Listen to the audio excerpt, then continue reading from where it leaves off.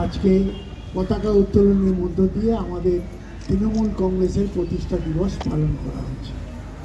বাংলার মাটিতে দাঁড়িয়ে মমতা বন্দ্যোপাধ্যায় সার্বিকভাবে যেখানেই মানুষের বিপদ হয়েছে সেখানেই পৌঁছেছে। তাই ইদানিংকালে তিনি রিপোর্ট পেশ করেছেন 15 বছর পর বাংলার মাটিতে 98টা প্রকল্পের মধ্য দিয়ে বাংলার সকাল থেকে মানে জন্ম থেকে মৃত্যু পর্যন্ত তিনি বিভিন্ন প্রকল্পের মাধ্যমে বাংলার মানুষকে একত্রিত করেছেন।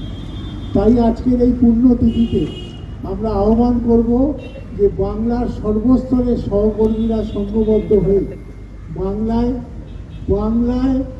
প্রথম 4 বছর মন্ত্রী মুখ্যমন্ত্রীকে শপথ গ্রহণ করা আমাদের শপথ আজকে থাকবে।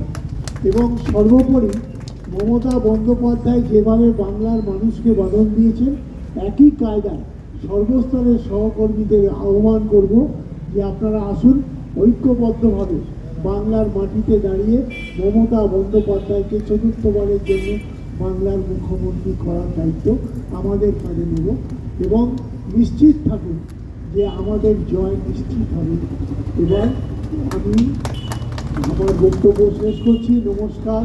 তৃণমূল কংগ্রেস জিন্দাবাদ, মমতা বন্দ্যোপাধ্যায় জিন্দাবাদ।